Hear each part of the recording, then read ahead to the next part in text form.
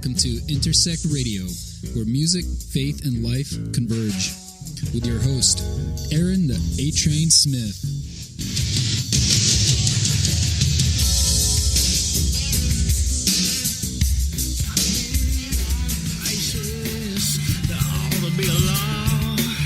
She's left the picture, dressing rooms too small. Sedate the director, call the union rep. We've got a problem, one they won't forget. What would true phone do? What would good not say? Kislowski's in the bathroom smoking, he swears there's a brighter day. He knows there's a brighter day.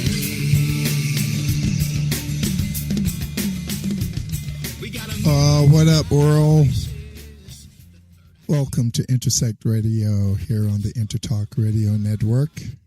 I'm your host, Aaron A-Train Smith, and it's really good to be here with you today on a season-changing day here in Nashville, and it's kind of chilly and raining and just gloomy looking, but it's nice and bright down here in the studio.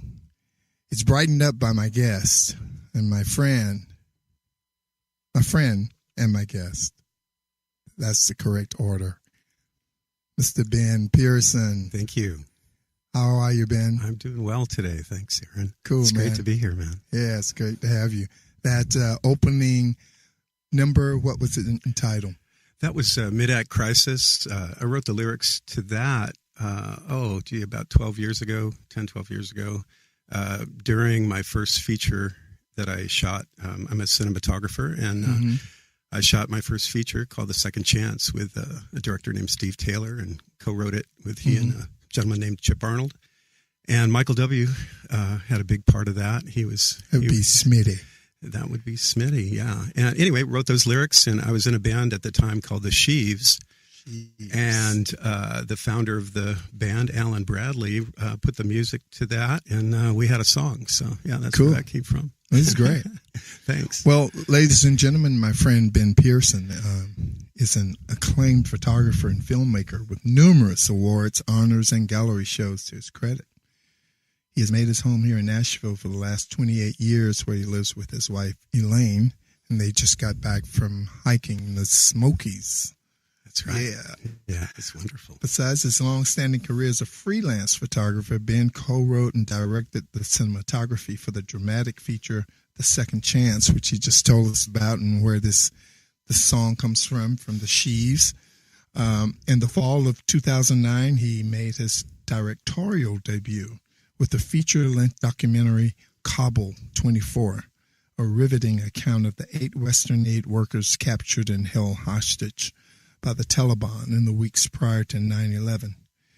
In 2012, he co-wrote and directed the cinematography for the screen adaptation of the New York Times best-selling memoir, Blue Like Jazz.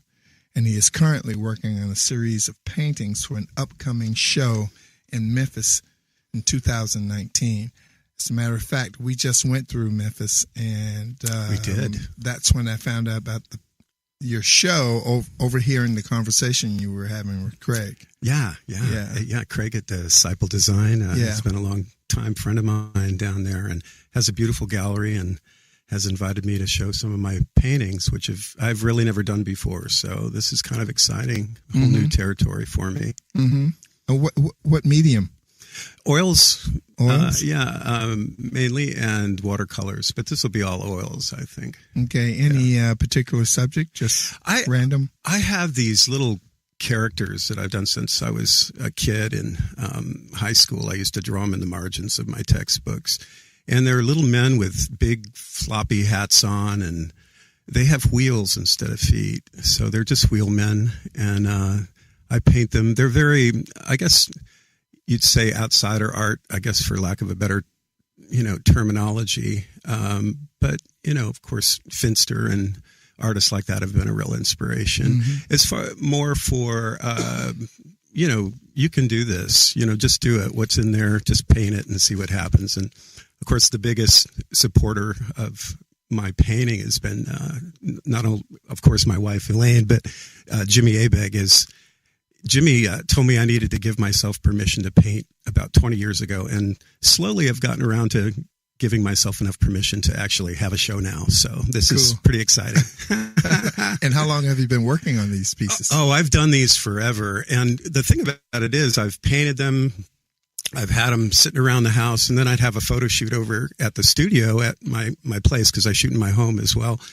And people would see these paintings and say, "Hey, is that for sale?" And I'm like, "Sure." And off it would go, and they're living in many homes right now throughout the years. Yeah, people have snatched them from me, and Rick Elias and friends have just had to have one. So are you getting any of them back for the show? I might actually do that. Yeah. And put a red dot on them. Yeah. Already sold. Yeah. That'd be it. Yeah, man. Actually, I hadn't thought of that until you just brought it up. So I'll be making the calls. A lot less work for me right now. I know. And you have that thing. Yeah, it's history. It's the history. Yeah, you have to have some historical pieces in there. That's right. I'm with you. We just got back from a trip together to Little Rock, Arkansas, playing with Jimmy Abeg. That was incredible. Yeah, and we stopped in Memphis and went by Disciple Design and met Craig there and had some great barbecue. Oh, it was incredible. Yeah. And Craig's studio and his space is right next door to the Lorraine Hotel. So the Lorraine Motel. So motel. Yeah. So we had it was kind of a beautiful kind of breather after playing the night before in Little Rock, and we had a time to kind of collect the thoughts, I guess. A bit. It was a great, unexpected trip. Yeah. Stop in Memphis. Yeah. One of those trips you all realize, hey, we all really needed that, I guess. Okay, great. Right. And I was going to the Lorraine Motel. Now, I've heard of that somewhere. Lorraine Motel. And then, bam, it hit me. And I went, oh, really? Yeah. Oh, my goodness. Well, you grew up in New York, right? Most of my childhood. Originally, I'm from Pollock Pines, California. Pollock Pines? Yeah. I used to do a Sunday jazz gig at Pollock Pines, kidding, yeah. Like every other Sunday back in the 80s. Yeah, it's right down the street from Placerville, so people know of Placerville usually, but Pollock Pines is kind of a rarity when I meet somebody that knows that. But yeah, I was there in really beautiful formative years of my life, and then my dad passed away when I was 6.5, just a little over 6, yeah. And so after that happened, we moved to where my mom's originally from, upstate New York. Okay. So I just have always considered California my home. Of course, after all these years, I have a very idealistic. All my memories are beautiful of Northern California with my dad, so it'll always be home to me. That's where he's buried. And, okay. Yeah. Have you been back? I have. Yeah. I would, there was quite a few years where I was always in and out of LA shooting or doing things out there. And I was always like, I got to get up, I'm going to make the drive up to see my dad. He's buried in Placerville. And, never got around to it, and kind of, I think, subconsciously putting it off in a way, because I know it was going to be kind of a pilgrimage and a soul kind of connecting, and I probably just didn't want to do that at the time. But my wife surprised me with a trip about 10 years ago, 8 years ago, and hey, we're going to go stay in Tahoe, and it's right over the pass from Pollock Pines, so we're going to go see your dad's grave, and It was a beautiful experience. So I have been back, and hope to go back soon. All right. So, you got life with dad, life without dad. How was that? How were those two things different? Wow. So this is a 4-hour podcast, right? Now, it was pretty abrupt, but I think it's losing a parent that soon in life. I think there's a number of reactions you can have, and I pretty much went inside. I found safety in here. The one who's talking to you right now, Ben, and I just pulled in, and I did a lot of art as a young child, and got very. I was an expert at sitcoms, TV sitcoms. I Love Lucy, and in fact, what do you mean an expert? Oh, I watched every one of them. Oh, okay. Yeah, practically, and in fact, 15 minutes after I heard my dad had died, my mom had told me that, and she went to call relatives, and we were in a trailer. We lived in a trailer in Pollock Pines, and I was watching I Love Lucy 15 minutes later, I guess, just getting lost in that. Mm-hmm. And so, I'm still processing and still figuring out what it's like to live without a father, mm-hmm. And fortunately along the way, your community, I found an incredible community here, and I've just found family and father, a father in my friends, in my relationship with my own sons and daughter. Being a dad kind of reverses on you, and sometimes you get it right, and it's like, wow. And I was almost like a father to myself because I made the right decision and said the right thing to my kid. So I think that was healing for me too. So anyway, right. So yeah. So like I say, I'll shut up now because I could go on forever. You go on. This is your show. But I will say that the beauty of California was a little was a direct contrast to upstate New York. Upstate New York is pretty desolate. It's way up on the Canadian border. And a little place called Lisbon, New York. And I actually lived outside, kind of like Lisbon being Placerville in Flackville. It had one blinking light. I was at the Four Corners in an apartment. And that's where from 3rd grade until 12th grade, when I graduated, that's where I grew up, in this apartment in upstate New York. And I had, once again, my art classes in school kind of pulled me through. They did a general point average. So my art, I took a lot of art classes, so they would pull up my terrible marks in math and science and stuff. Actually, science was pretty good, but math, forget it. Anyway. You had siblings? No siblings. My dad had been married 3 times before he met my mom, and it was one of those incredible marriages. He never thought he was going to get married. She never thought she was going to get married. There was 23 years difference between them, and they had me, and nobody was expecting me to come along. He had actually had a vasectomy. So check that out. There you go. Check that out. I guess I'm supposed to be here talking to you right now. And anyway, so I was a surprise, and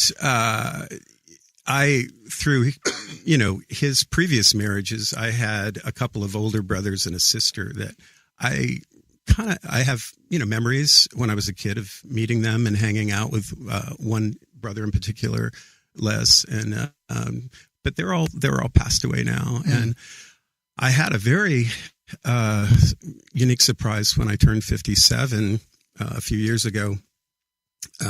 I received a email from a woman in Austin, Texas, and it turns out I have a half sister as well on my mom's side. That my mom being of that, she's 96 and still with us. She's in a great World War II veteran. Wow. Army Nurse Corps, first lieutenant. Cool. And she's still with us, but she, that generation didn't say much. Right. And anyway, it was kind of news to me. And so I have a sister who's just a wonderful human being, and I've been really enjoying getting to know her in the last few years. Her name's Jamie, and she's at KLH down in Austin. She's in radio. So really? yeah. Right. So Does she have a program? Or no, she just works at the public broadcasting. I may have quoted that wrong. I can't remember. Public broadcasting in Austin. And it's skipping me now where the call letters are. But anyway, but yeah, so I do have half brothers and sisters. I just don't know them very well. Yeah. So I've kind of grown up with the only child thing, you know? Yeah. But I'm told I wasn't the typical only child. I'm actually I guess a fairly nice human being, but yeah. Well, I'm an only child. Oh, so so there we are. I'm kind of we made it out. You know, we made it. We have friends. Yes. Jeez. Yeah, we have friends. I know some only childs that don't have friends because I'm not their friend.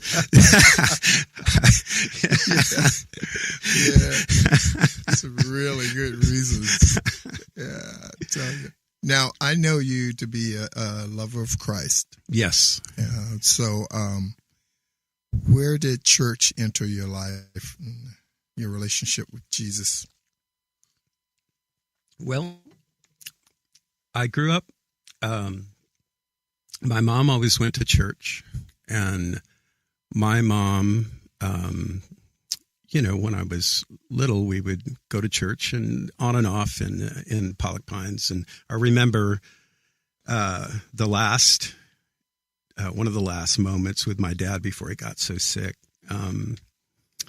him being in this little church in Pollock Pines, and the preacher asking if there was any visitors. And of course, it was a really small congregation. So, yeah, there's a visitor. It's my dad. He's here. And so that's a very beautiful, one of those beautiful memories of California. Did he go with you, or did he went with us? Yeah. And I remember saying, is there any, the preacher saying, is there any visitors? Pastor saying, is there any visitors? And my dad, was he wanted them to put up their hands. And I remember nudging my dad. It's like, come on, Pops, and he kind of looked at me. Oh, yeah, okay. Doggone it. He roses and got the little welcome package, packet. Come on. So it was a beautiful thing. But anyway, my mom would go, quite, regularly in upstate New York to the Orthodox Presbyterian Church there. And I would go as a young guy, and then about, I think around junior high, I remember just saying, Mom, I don't know if I really believe in this. I know that the Jesus that you've told me about is real. And, but when am I going to know? Because going to church doesn't seem to be doing this for me. She goes, well, when you know, you'll know. She said, if you really ask, he'll make himself known to you. Cool. And I remember that, all through, apparently I remember that leading up to what I'm just about to say, but I had pretty much gotten real deep as a young man. Sex, drugs, and rock and roll, bring it on. And living, in a very secluded way, because, you're in the boonies up in upstate New York, and which is, by the way, really beautiful. I was just there for my cousin's.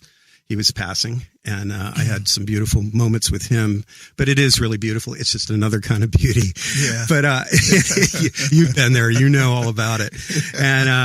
And so I had pretty much that had run its course to a point where I was in 1976. That summer I was in Central Park in New York and pretty much overdosed on a chemical THC. It was made by a mafia chemist up in Rome, New York, and the guys that were in the band I was in, a band I was in at the time called Mania, we would get this drug, and you'd get it for $90, and on the street it would be $260. And I wasn't a dealer, but the band, we would get equipment this way, and tool up. So anyway, we had gotten this stuff, and nobody was buying down in New York. And at this concert in Central Park, and it's so frustrated. It's like, well, I guess we're not getting all, the guitars we were thinking and this and that, and because nobody's buying. There was some bad drugs on the street, so everybody was really kind of leery of any kind of chemical. And so the keyboard player, who I'm still is a dear close friend of mine, Michael Clavana, he actually is a keyboard tech for Billy Joel. And anyway, he and I just decided to split a dime, and which was enough to kill a small horse probably. But anyway, I pretty much lost it, and I knew I was overdosing, and I literally felt me leave my body, and I had the impression, this is so sad. My mom is going to lose her only son. Mm-hmm. So at that moment, the best I can remember, there was a frantic reaching of my spirit upward. Mm-hmm. And if I could only get one more chance. Mm-hmm. And man, at that time, bam, I felt back in my body. I felt connected. Mm-hmm. And I felt an inner voice say, and go get orange juice at the commissary, right? At the concession stand right now. And leave the drugs just shove them under the bleachers and with all the other trash that was up there. Yeah. And I did that. And man, that orange juice never tasted so great. Roll forward, or, the week after, about a week. That was on a Saturday night. This was on the following Thursday. I had gone back to Northern New York, and I was really, really restless. It was Thursday, June 28th, 1976. And I got up because I was sleeping a lot. I think the drugs had really taken an awful lot out of me. And there was a lot of different things that week, almost like little thresholds that I was crossing.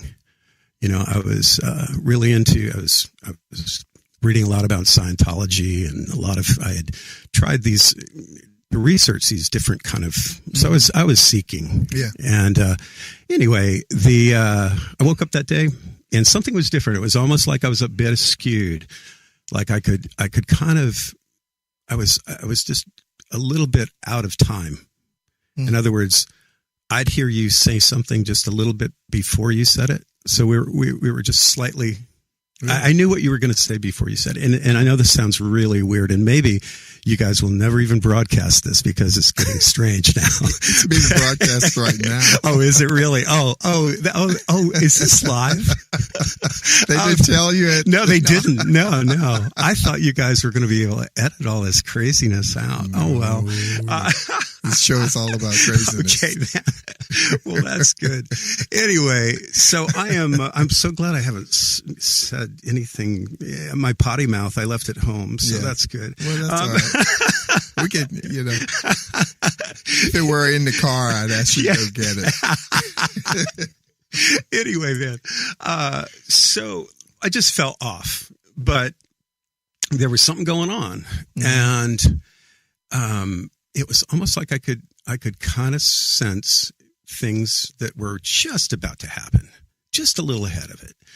And so I go to my girlfriend's that night at the time, and I sit down at her kitchen table. And of course I'd been, we had a relationship, but I was certainly not faithful to that relationship. However faithful you can be when you're in high school, for crying out loud, or college. I'm in college by now.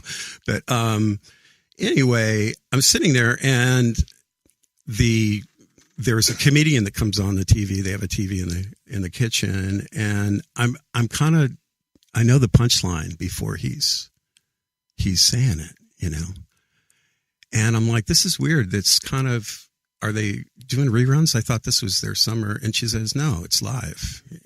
This is a live broadcast. And I'm like, oh, okay. And then a couple other events happen that I'm just, once again, just slightly ahead, knowing, and I'm like, this is strange. It must be the drugs from last week, or something. Anyway, it gets to the point where these small incidences happen where I'm starting to get a little concerned about my health, my mental health. And I'm getting real nervous and saying, man, something's not right. And so I go in the bathroom, and this prior week I'd been struggling a lot with depression, which has been a constant thing for me.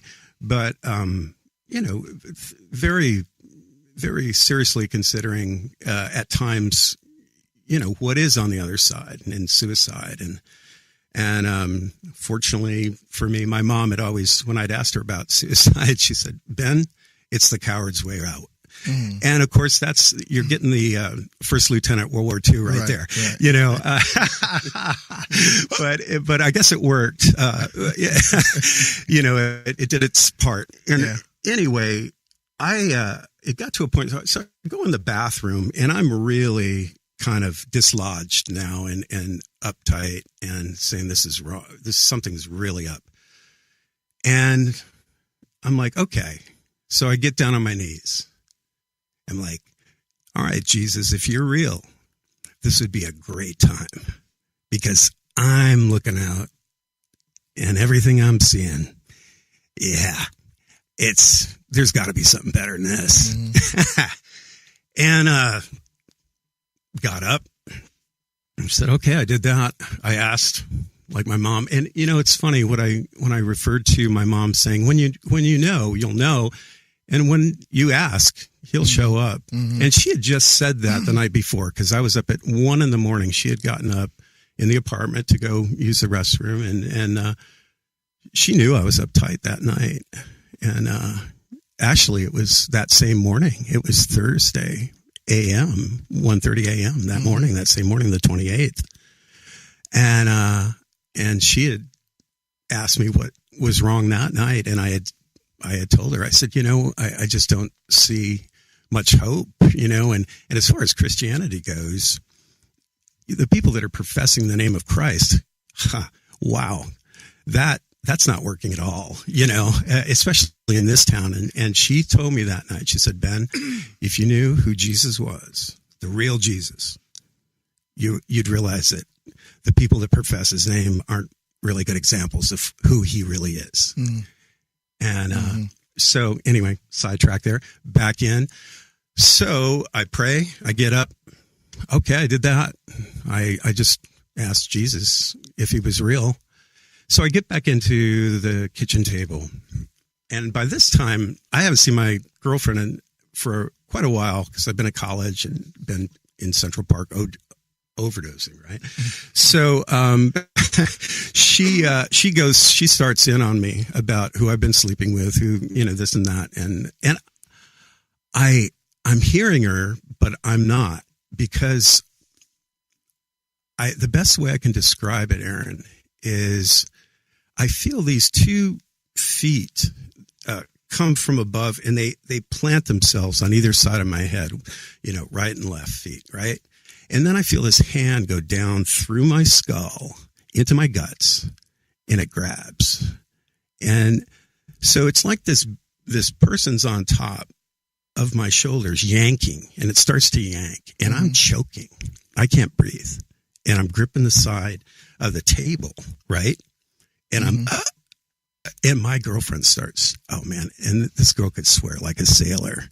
And she starts in on me, man. And so all of this profanity is starting to just come out, man. And I'm choking and not knowing quite what's going on, but I've got an idea that maybe I'm having a conversion or something, or an enlightenment of some sort, right? And I know who it is, right? And it's becoming, anyway, this thing's pulling, and then bam, it lets go. And I get my breath, and I kind of fall back in the chair, and she's like, what in the is wrong with you? And I'm like, you won't believe this, but Jesus Christ just came into my life. Get out. No, man. You know what? I am telling you, that's it. That's what happened. And wow. And it was really intense because from then it just escalated to this peak. The argument? No, it wasn't an argument. I wasn't arguing with her. I was just agreeing. Yeah. And then I think it just really enraged her even more. Her family was devout atheist. And anyway, so I said, listen, I got to go tell my mom. So I get up. I'll be back. Okay. So I get out the front door, and she follows me out. She goes, who have you been sleeping with? Blah, blah. And I just turn around and I give her names. And I'm like, I am so sorry. I've been lying to you for all these, 2 years, whatever. I was going out with her. And I said, in this and that. And I went kind of through a small list. I'm like, I know you can't understand right now. And so she slammed the door, and I was there. I hadn't gotten into my car yet. And Aaron, I felt an indwelling at that moment of absolute love. And it was, I had this vision of Christ with his arms totally around the world, and I was from an aerial position looking down at this image, kind of cradling it. And, that was my conversion experience. And that's why I love Christ so much. Jesus is, he's all I got. And the older any of us and man, the older you get, you realize it really is true. And for me, the thing about it is what is challenging about, the walk with Christ is the fact that, as you grow older, you realize things start to fall off. You understand why the structures have been built, churches have been built, because it's a mystery, man. And people build churches and they build theology and they build to try to explain the mystery, but it's all about, for me, it's all about Jesus Christ. And that love I felt in a moment of frustration recently, I kind of called out, because the older I get, the more Psalm-like it seems like my dialogue is more like David, and I don't mean it to be. I don't mean no disrespect, but it's like I've been pretty honest. And there's nothing to lose as you get older, man. You better be honest with God. Yeah. And I spent a lot of years not being honest with myself. And now I think I'm being a lot more honest with myself, and I can certainly be honest. If I can't be honest with God, who can I be honest with? Right. And I think for me, the other day, what I was getting to is in a moment of frustration, I just called out. I said, what is on this others? What happens? What is going to happen? That's the big question, and nobody can deal with it. We can get our arms around death because it's inevitable, but it's the mystery that bugs us. It's not death, really. It's the mystery. Yeah.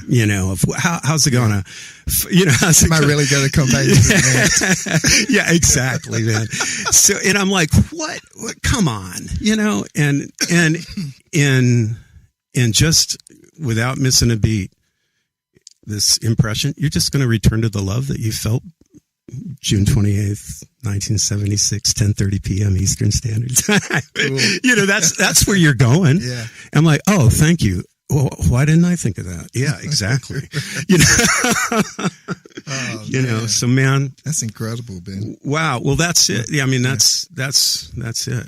Thank you for sharing that with us. Well, great. I guess we went there, didn't we? We went there. We went there. And what a wonderful place to go there. I feel very at peace here, man. Well, hey, I was reading your bio just now, and there's one thing I want to ask you about in particular. But first of all, I have a question. Weren't you at one time Phil Keaggy's guitar tech? Yeah. I was a fledgling guitar tech at the time and never pursued it any further, but I was Phil's roadie and his guitar tech. Cool. And you were also Rich Mullins's photographer. Yeah. And did a lot of video work with Steve Taylor and Rich. Right. Photographed Rich from what had happened. They had a beautiful cover for the Legacy Ragamuffin album that Michael Wilson photographed, but they needed more PR shots. So that's the first. I was sent out by Reunion to get some shots of Rich, and I was fortunate enough to.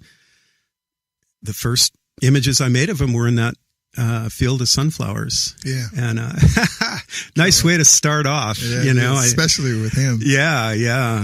So, well, what I want you to tell us about, man, is the Kabul24, the documentary.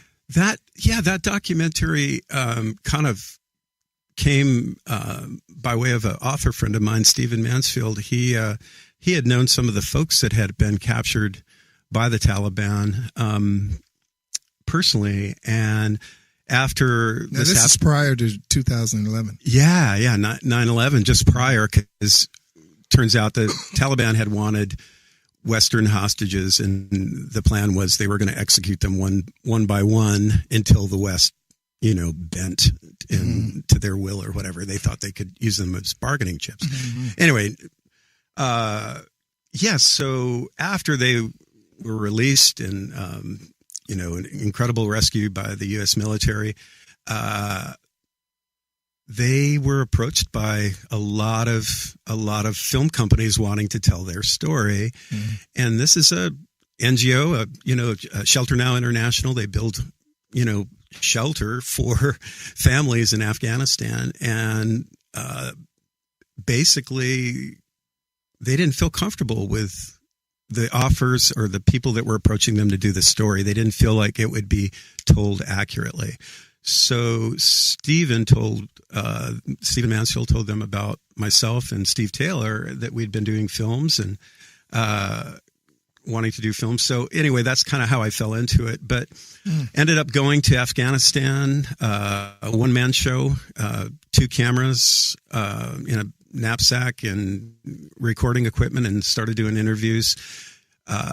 Got out, spent the better part of a month there, the month of August, 2 years after 9/11. So I got out right before the second anniversary of 9/11. I was in Kabul, and so. What was your most memorable experience there? The most memorable is, I guess, when I got there, the organization had told me, we've got you in this hotel that all the journalists stay in. It's in this section of town, and you'll be safe there. It's a good section. So I get there, and the hotel has sold my room to a higher bidder. Oh, wow. So somebody from the BBC or something, I don't know. Wow. People with money. Yeah. Journalists with money, with a budget. Yeah. Anyway, expense account. Anyway,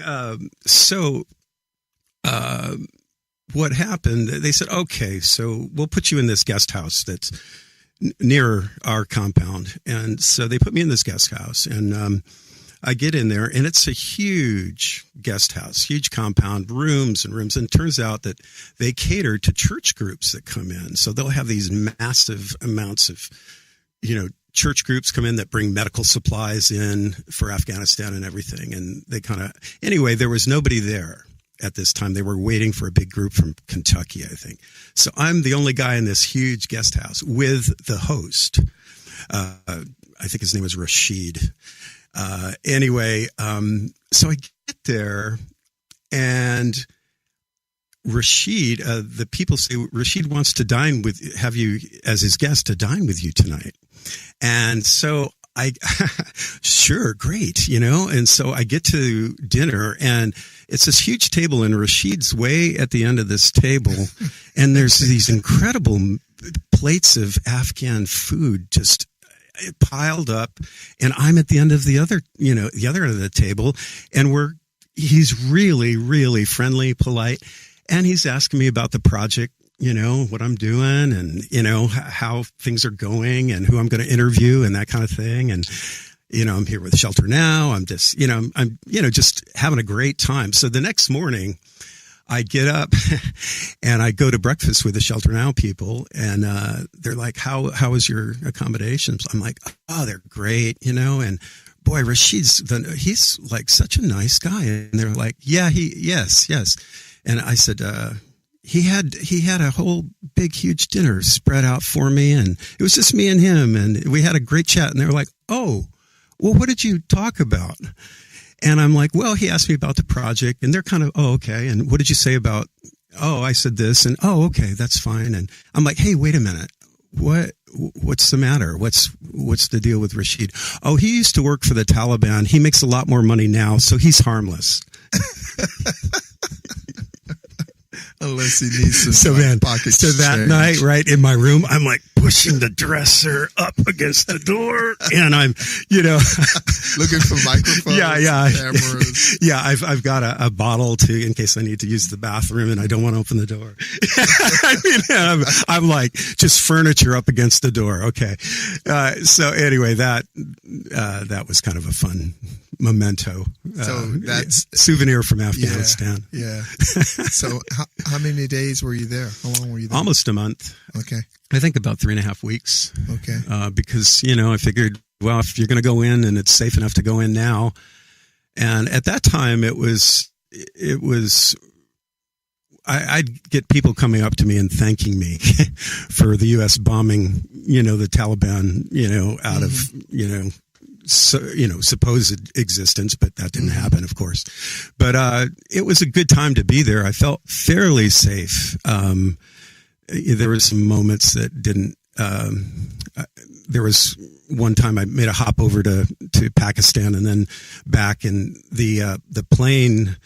The pilot announced that we're being forced to land in Kandahar. So that wasn't, I'd heard the name Kandahar enough to know that I didn't want to go there. Mm-hmm. And at that time it was a little dodgy, but fortunately they got something squared away and we were able to go on to Kabul and land there. But, it was a good time to be there. And people were very optimistic, and I got a lot of, will the U.S. follow through on their promises? And wow.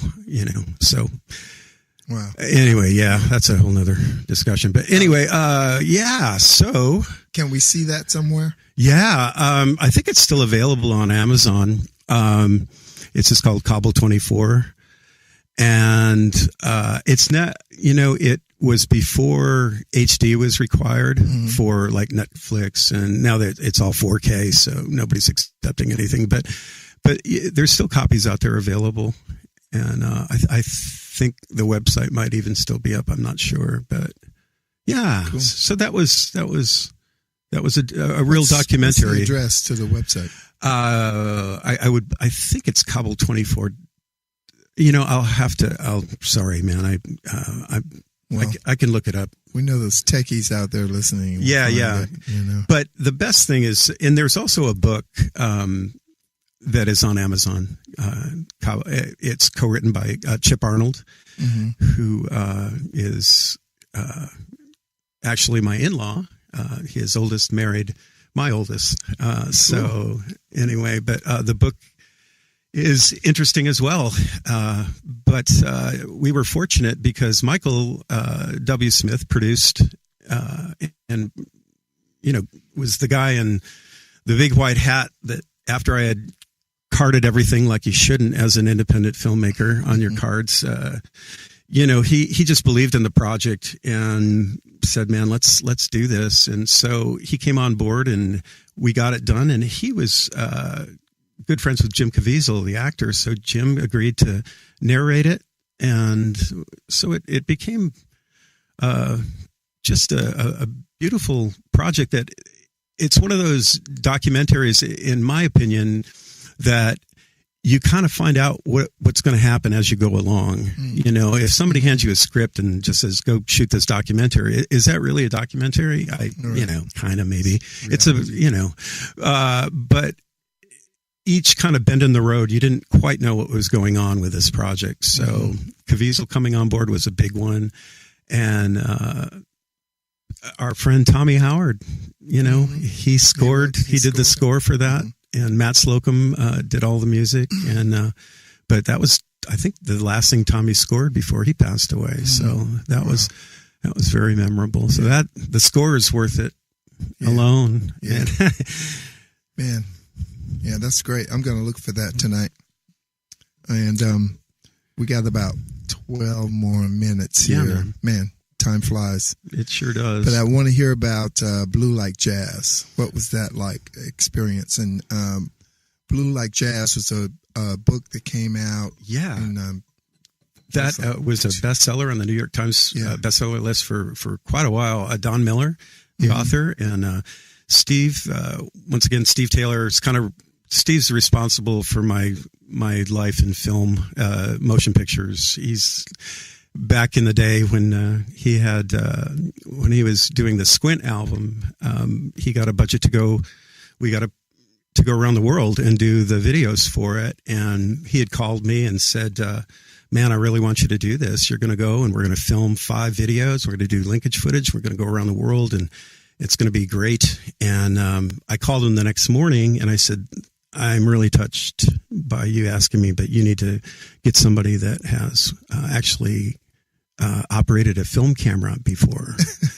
And he said, "Man, just do what you do with your Nikon. It's just, the film is just going to be traveling a lot faster through the actual camera than you're used to, but just do that and you'll be all right." And it's worked out. It actually, so it all worked out. But anyway, getting back to Blue Like Jazz, Steve said, "Man, I think I'm going to approach Don and see about this." You know, he bought me the copy of the book and I read it and I'm like, wow, it's incredible, but how are you going to make a movie out of that? And I think that's what a lot of people said.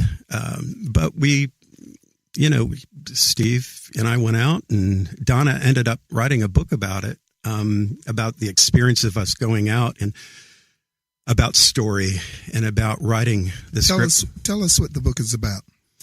Blue Like Jazz. Yeah. Oh man, it's more of a memoir from early memoir from Don at a very young age, and just I think the best thing that Blue Like Jazz did for me, and you read it and it's kind of like you realize you're not alone.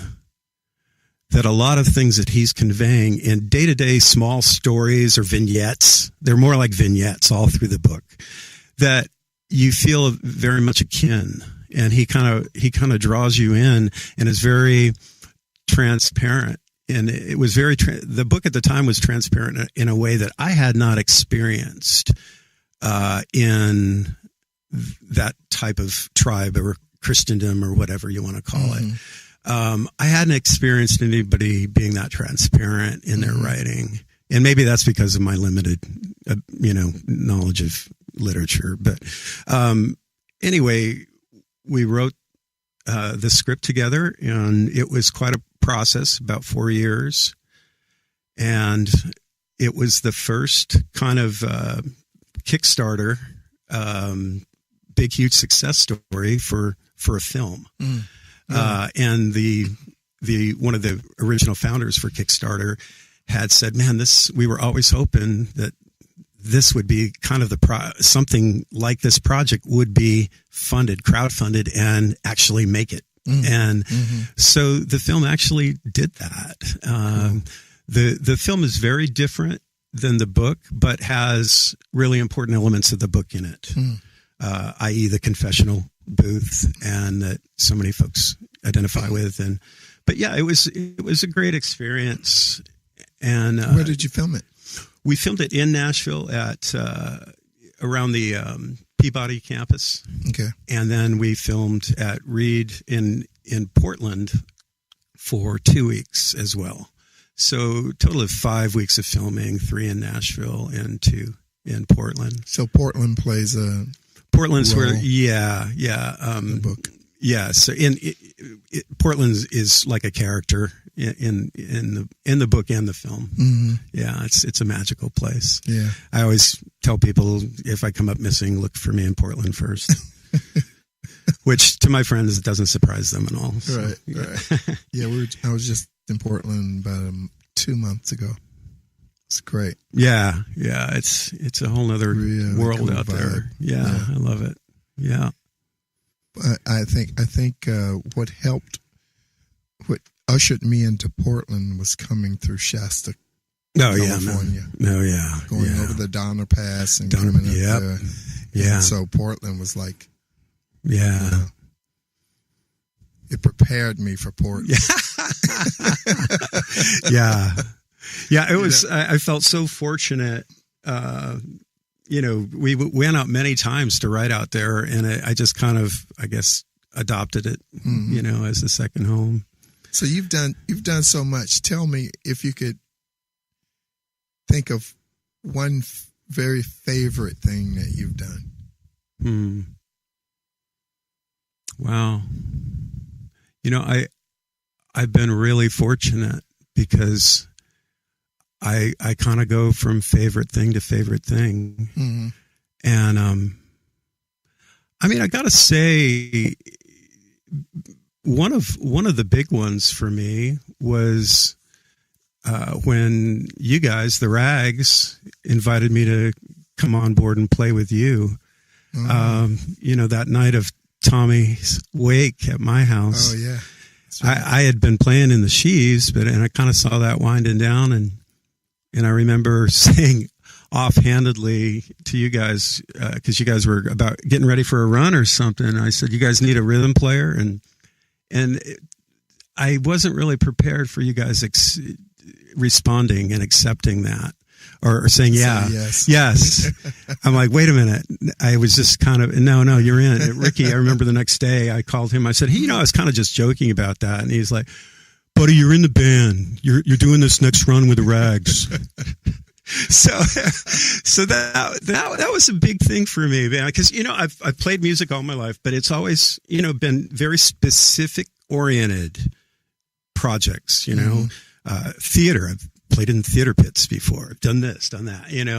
And so that was kind of a big thing for me. You guys bringing me on board. The one we did up to New York. Well, we did the Delaware through Washington, over to Father Mike's there. Father Mike's, and then we did another one up to Buffalo, and and then way up in Manhattan. I can't remember where we were in. Manhattan. We were at that Catholic. Oh, that was beautiful. That monastery. It was a little. Well, we stayed at the monastery, and we played the club that. Or was the church. In the basement of the church. Oh, that was so beautiful. A youth night or something. Oh, yeah, man. That was great. Yeah, that's great. That was, yeah. That's great. So that's, I guess getting back to music, that was a big thing. That was the first big thing musically for me. That was a real fave. And apart from the sheaves? Yeah, man. And I tell you, playing with Jimmy A the other night and you in Little Rock, that and Matt Slocum. Geez, man, that was I was like, what's going on here? I guess what it comes down to is like who you want to hang with, And right. It was pretty. I kind of still know those 3 chords that I learned when I was a kid, and that they've served me well. Did you play in church as a kid? I didn't. No, no. I guess as a kid, I was just always trying to get out of church. Somebody asked me the other day if I played drums in church, and I said, "Oh heavens, no!" Yeah, that was forbidden.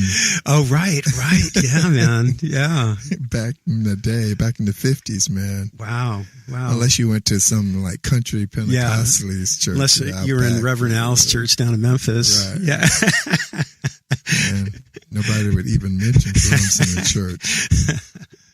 But Memphis, that was great. Coming through Memphis, coming back.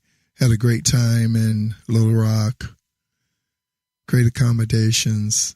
Great fun, Yeah, man. It was like we were improvising We were. But it was good. But it was good. It was good improvisation. Yeah. There's not enough of that. No, it's not anymore. Had a good hang afterwards. Yeah. Yeah. That was good. Yeah. Woke up the next morning and hit Memphis, and that was that was good, man. That was the cherry on the ice cream sundae. Yeah. The one we didn't see coming. Right. Yeah. So what do you got coming up?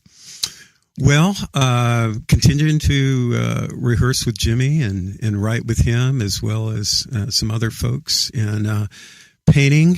And I'm actually, I've got my darkroom back up and fully running, and back to archival printing. And speaking of Rich earlier, I'm hoping to start going into the archives and printing a bunch of really choice black and white images of those days that I don't know if many people have seen, so that's going to be fun too.